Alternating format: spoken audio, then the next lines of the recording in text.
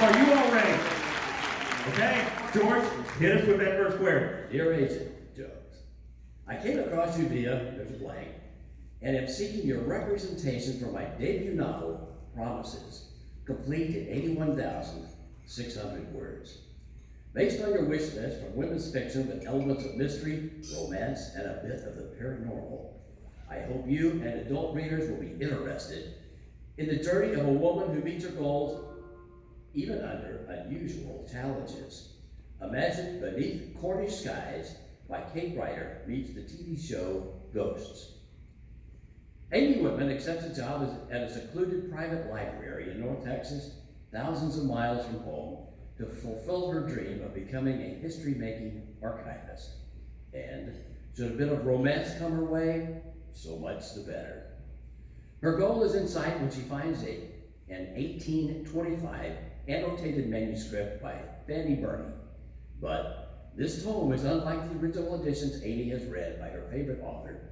It includes a new character and a mysterious message of promise from Fanny. Meanwhile, Amy and the library's owner are falling for each other, and Amy believes all her dreams are about to come true. But romance and history-making events must take a backseat after Amy overhears a plot to steal a document from the library. Making matters worse, the theft turns into murder, threatening her goals of love and fame. But Amy's having nothing of it, even if her only ally is a centuries-dead author with an agenda of her own. Experiences as a psychotherapist have given me a unique perspective into the minds of my characters and an invaluable tool in writing about out-of-the-ordinary events. I am a member of the Women's Fiction Writers Association, DFWCon, and a local writing group, Pratt Authors and Writers Society, PAWS. Our local newspaper also uses my nonfiction talents from time to time. Thank you for taking the time to review Promises, a standalone with series potential. This does have an occasion for the very first one in the minute service. Anybody want to claim that one? Stand up and take it out if that was your query. You don't have to. But all right, thank you. Go ahead. This does happen. We sometimes take it all the way through. Now, we did have a couple of notes. We do want to find out what that was about. But okay, so excellent. Okay, so I believe you had our view was early on. So what about this? Feel free to grab your mic. Are those on? I'm not sure if they're on, but yeah, tell us what struck you about this one. Maybe not. Yeah. Okay. So, without giving the whole story away, I have something incredibly similar right now. And your first paragraph is awesome, but I knew that it was very similar. So right then I would have to say, So that's one of the things where we help with like research and making sure you know who you're submitting to and that sort of thing. Okay, excellent. Kevin, I think. Sure. I bowed out when the comp of Ghosts came up, that TV show. I find it really weird, and I don't like the comedy of it. So it didn't strike me. Yeah. Yeah. So it's more like I don't know if it didn't have the comedy of Ghosts, I would read it, but that's what. And that's why I kept listening, because I love Ghosts. So it's kind of the tone of the query, you think, or the tone of It's just that one individual comp. I knew that Ghost wasn't the right show for me. Okay, all right, excellent, George. Let's go to another one. You're also amazing. Given your affinity for science fiction, strong female protagonists, and clandestine story worlds, you'll surely like A Predator's Prayer. That's P-R-E-Y-E-R. 95K words where the future side of next meets Underworld's immortality. The mysterious Charon Corp genetically boosts Tony Hawk's metabolism and reverts her 84-year-old cancer-ridden body to a tail-kicking 25-year-old. She becomes one of their best assassins. Nobody survives Tony. Another assassin wants her dead, kidnaps Tony's lover, and steals Sharon's latest sensory enhancement, visibility to 21 seconds into the future. Sharon boosts Tony with the same elixir and pits her most effective predator against their most elusive prey. Each has a rolling 21-second head start, but the advantage won't help them. Nobody survives Tony. Readers who enjoy science fiction thrillers with the genetic spin of Blake Crouch's Upgrade and the AI aspects of Vance Pravant's Zero Cliff would also enjoy A Predator's Prayer, standalone with potential for a storied world. As a debut fiction writer, an associate member of International Thriller Writers, and charter member of Jared Jenkins Writers Guild, I draw inspiration from my 35 years as an international consultant in artificial intelligence and very large-scale information systems. Okay, that was not a single drawing on that one. Okay.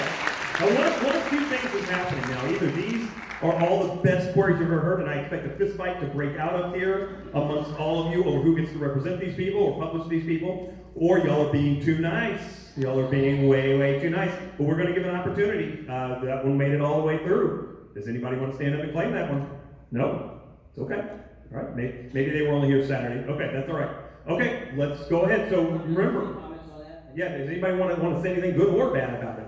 Okay. That's working. Okay, all right. Dear Remember, Dream- let's get going, guys. Let's go on this. Okay, next one. Dear Dream Agent, only the dead are without hope. That's what Trapper used to think.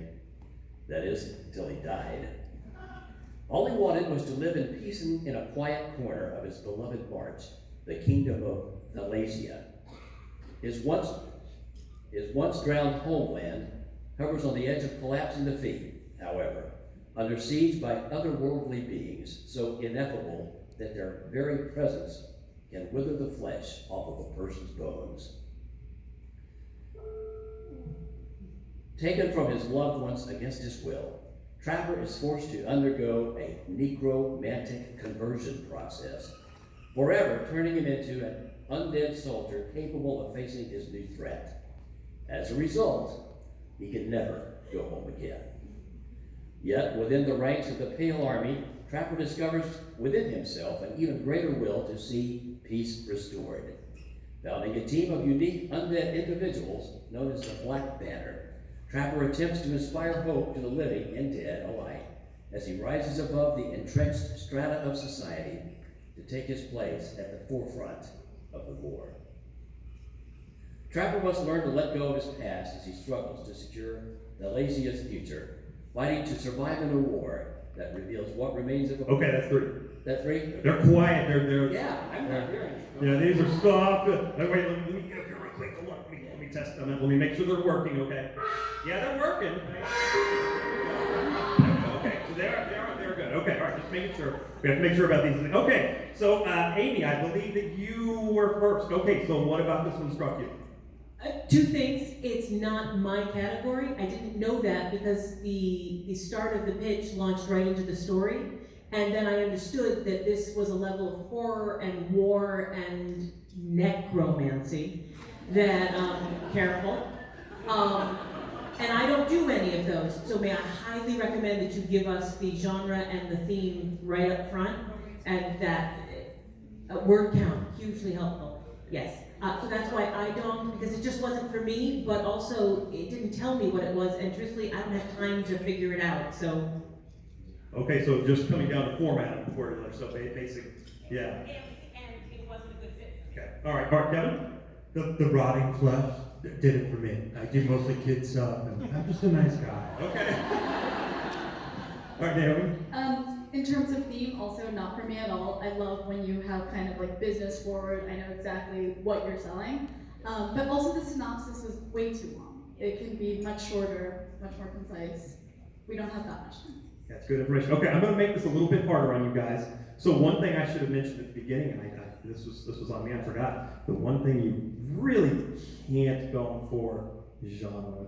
So today, I'm going to make it a little bit harder on you. Today, that's okay. Today, pretend like you're representing all genres, because we want to focus on, what in the query letter will really turn you off, rather than genre. But that's I'm upping the ante for you guys. Okay, so George, I should have I known. am seeking representation for my Texas Pulp Noir, Mexicanos Hustle, which involves drug dealers, hitmen, corrupt Mexican officials, and cross-border body smuggling. The novel is complete at 85,000 words. Life in Texas circa 1974. Glenn Helka works as a down on his luck private eye in the ass end of nowhere called McHenry, Texas, getting by with tracking bond jumpers and unfaithful spouses. When Monica Hamilton walks through his door with an offer he can't refuse. She wants him to steal her son's body. After he died in Mexico and became tied up in red tape and greed, Glenn accepts. With the help of his young secretary and equally young assistant, Glenn has to figure out how to get his hands on the body and transport it home through the murderous heat of the Chihuahua Desert. Along the way, he has to deal with a Mexican hitman and his Tootsie Roll eating partner, corrupt police, and a 14-year-old coyote who helps him get the body across the border and safely back to his determined mother. That was a survival. Who was that? Anybody want to take a bow for that one? Oh, I hear you guys take a bow. Oh, JB! Yeah, that's right. Oh, JB! Yeah, nice, JB. Okay, that was a workshop member, a long time workshop member, JB. Okay, we did have one gong, and I didn't see who it was. Was it down here? Okay.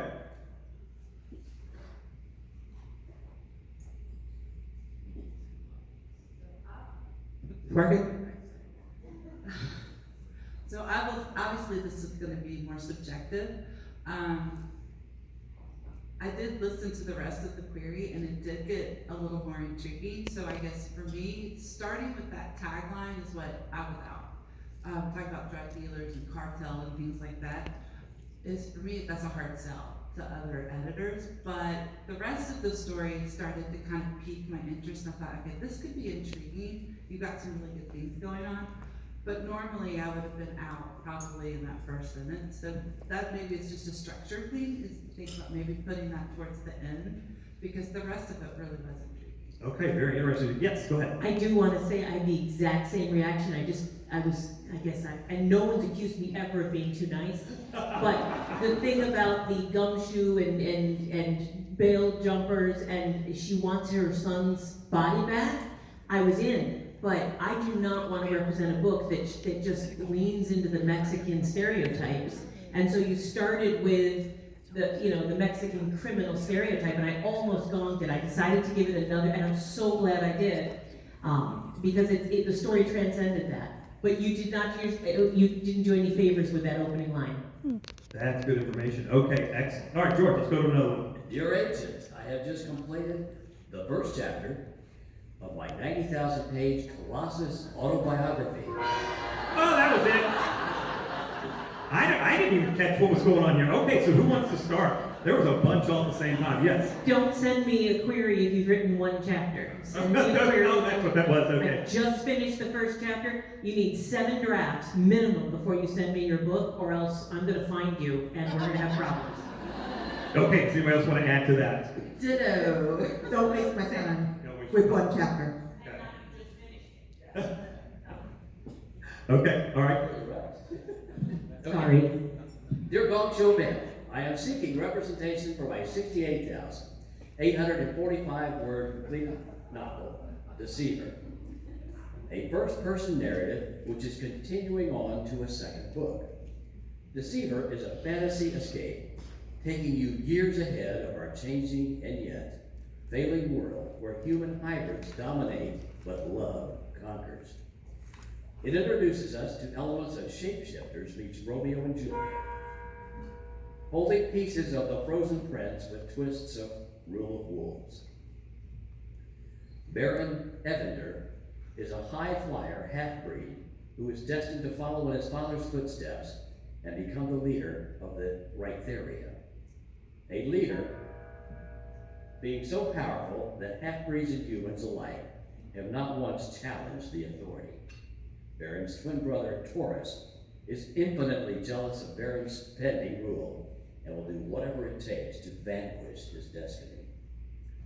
When a new weapon is discovered of the Evander reign, Elias, Baron's father, realizes it can be used against all half-breeds, including their own. Knowing the risk, Elias uses the weapon in his pursuit to end Rytheria of the Cerulean half-breed, but to also maintain... That's great. Okay, let's stop there. Sue, I think you were first. I'm having trouble reading that. I think was a little light, once I figured out that it was in the fantasy sci-fi realm, that indicates to me that not enough attention's been paid to world building and character building. What's a word count you would look for that? I would look closer to 80, Okay. minimum. And Amy, you had gone too. I did, but for a very different reason. I have had a lot of trouble, and rightfully so, the term half-breed and the concept of half-breed, the idea of a mixed race main character is problematic because we're all trying to get past the idea of half-breed and mixed and using this a positive or a negative. And since it'll never make it past the sensitivity readers that my editors use, and so it was a problem not with the theme, it was a problem more just with the plot. If you would come to me and they had another issue besides being part of one race, part of another, I'd be all in, but publishing is moving away from that. That's very interesting to think how much publishing has changed just since we started doing this show. Because I think that's the first time we've had something like that get gone. So that's interesting. Okay, Naomi, I think you were, is it Kevin? Or is it? Oh, it was me. Oh, it's you, okay. I gonged at, when I got lost in the plot. I couldn't, just the synopsis went on and I lost track of things. I didn't gong, but if I can add something. I felt like the synopsis was too long and yet I didn't know what it was about. So create more world building and yet make it shorter. I know that's a little bit contradicting, but that was my 2 cents. Okay, excellent. George? Your agent, Joe. I seek representation from a manuscript, The God Protocol, a science fiction thriller complete at 93,000 words and told from multiple points of view. In the summer of 2023, scientists at NASA discovered 5 objects racing toward a point outside our solar system. The information is leaked to an opportunistic social media podcaster with a conspiracy theory show. Disregarding the official storyline, George Isaacson spins a tale of extraterrestrials, government cover-ups, and the end of life as it is. George realizes the alien conspiracy theories he's pushing might be true when the objects start slowing. With one tall tale, his world is turned upside down. His paranoia grows as an informant continues to send him classified information. A regular caller to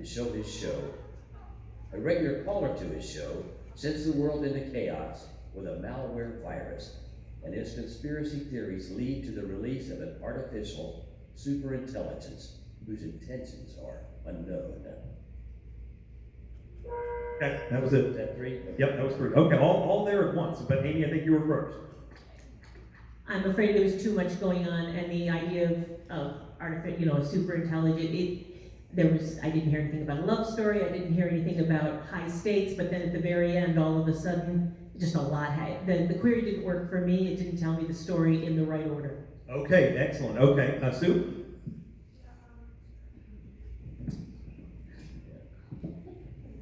And I lost my thought for a second. Oh, as I was listening to the different lines of the query, the different aspects of the story, I kept on thinking, I just saw this on Netflix.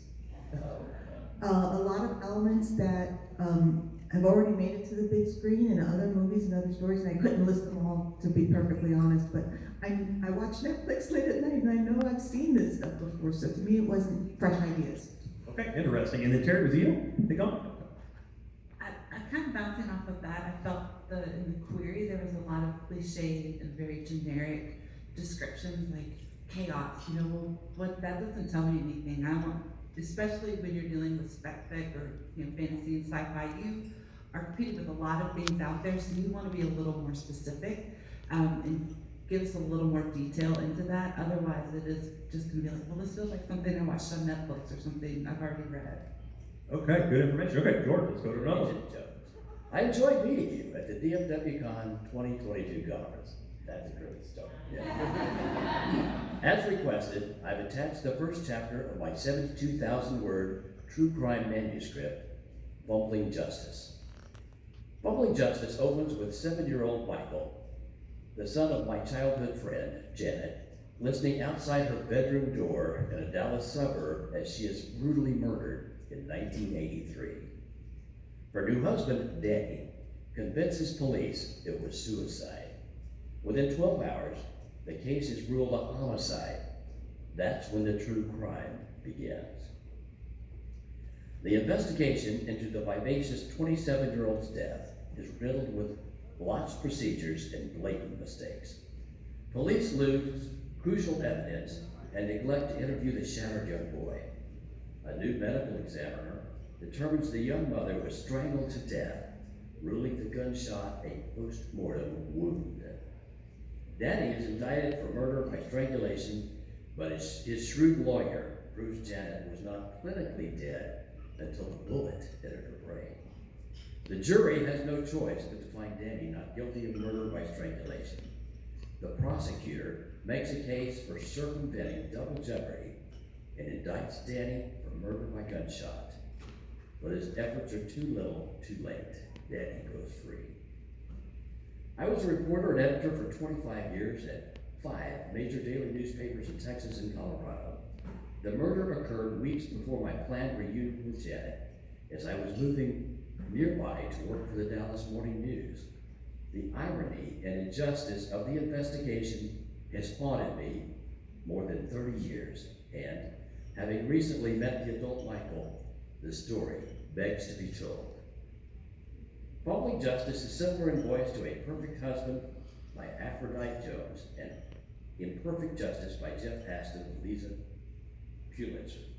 The manuscript won the general nonfiction category of the Writers League of Texas International Writing Competition in 2019. Thank you for your time. I look forward to hearing from you.